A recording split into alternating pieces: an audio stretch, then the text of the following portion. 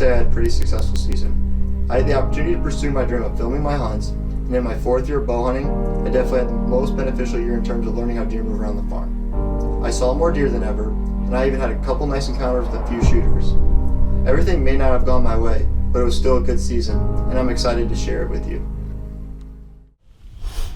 November 1st here, northwest Illinois. Just now getting the intro done. It's 8:45. We got a west wind. It's a little chilly out. This stand's very hard to hunt with tough wind that we noticed last year doing a low travel corridor. I had a small buck. We did see one of our hitless bucks. Last night, we had probably the best of the season. We probably saw 15 deer. I mean, here on the buck name, the Grave Digger. He's daylighted the last 5 days in a row. 2 cards within like 200 yards of each. Shot at a deer this morning.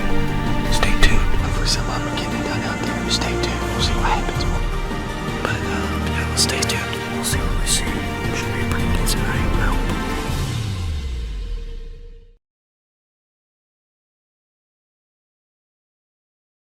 My first mature buck encounter was on October 19th with a buck that we called Average Joe. This day wasn't really supposed to be the best for whitetail hunting. It was supposed to rain until about an hour before sundown, so we decided to sneak into a stand close to the road right when it started to drizzle. The plan was to get the cameras out as soon as it stopped raining, but then this happened.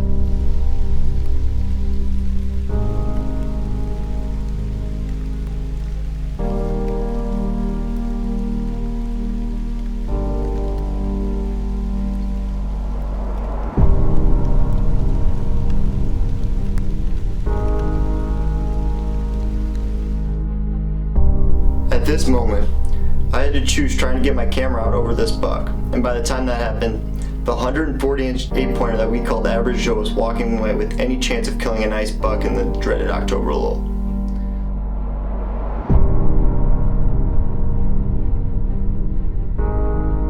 For me, hunting started to go down after this encounter. With corn still being in on most farms, mature bucks had food and bedding all in the same place and wouldn't have to move much. I missed my one chance at a mature buck. At this point, I was looking forward to November. So it's the morning of November 3rd, and we are hunting this stand for the first time. It's one of our most active rock scrapes that we have, and no one's been down in the bottoms in. So, stay tuned. Hopefully it's a good morning.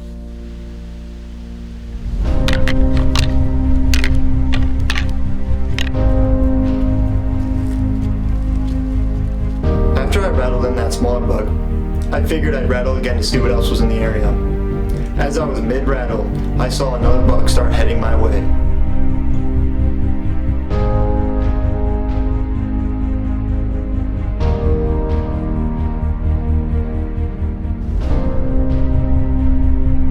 And now, we were at a standstill, almost 7 full minutes. This buck was trying to figure out where the rattling was coming from. He's a mature buck, they're harder to fool. I had one quick window to stop him on that ridge that was directly behind my left shoulder, and I missed it. Another mature buck slips my fingers and lives another day.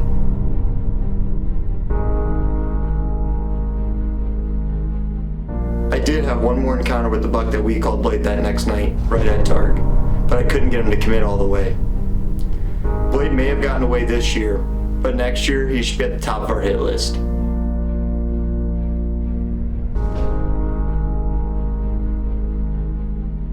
The following weekend consisted of a lot of younger bucks and does.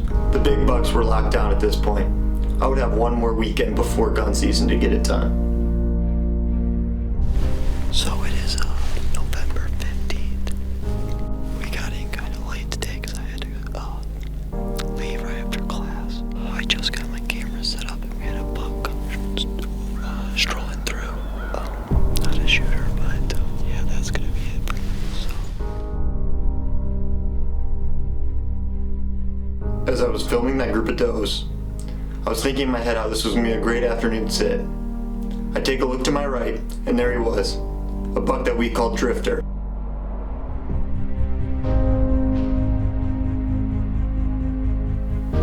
off limits. A for sure 2.5-year-old 10-pointer with tons of potential that needed one more year. I'm not gonna lie, he did tempt me a couple times. And I saw this buck a handful of times throughout the night. He'd leave, I'd rattle. He'd leave, I'd rattle. And he just kept coming back. He was wondering what was going on. This ended up being one of my best sits of the year, but I was still running out of time before gun season to kill a buck with my bow. With prime bow hunting coming to an end, I knew I was going to have to take some risks, and if a mature buck did show up, I was going to be ready for him. It's the morning of November 16th. Last night, we had probably the best sit of the season. We probably saw 15 deer total, couple bucks. We'll see what happens today. We're trying to catch deer coming off the food down below, and coming up to bedding areas right up there. It's that time of year where we gotta take some risky moves and get close to their bedding. So we'll see. The morning had started slow. There was no action around 9:30. I had already rattled a few times, but in a situation like this, I wasn't going to be scared to rattle every 20 minutes or so. I only had 2 days left of hunting until gun season. It was now or never.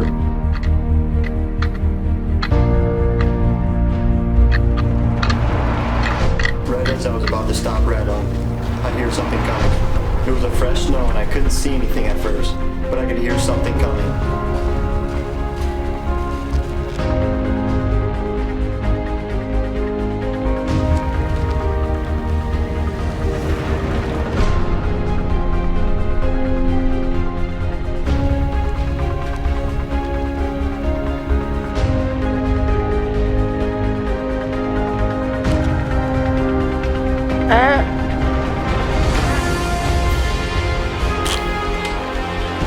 And I just smoked a buck on film. I was the happiest guy alive. My number one goal from last season was complete. Let's see what I had to say afterwards. So we just shot a buck.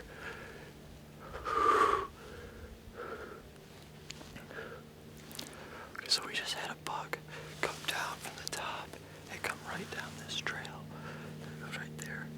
And we got a good shot at about 35 yards. I'm not sure what buck it was, but he came in. He was rubbing up a tree. And he came right into range. And I just took my shot. He had some decent mass, a decent body, and I think he was an 8 or 9 pointer. But hopefully I made a good shot though, but we'll see. 10 to 15 minutes after I shot this buck, I went to go look for the arrow and there was no sign of really anything for the first 30 yards. With little experience tracking bow deer, this had me questioning everything. Did I miss? Did I make a bad shot?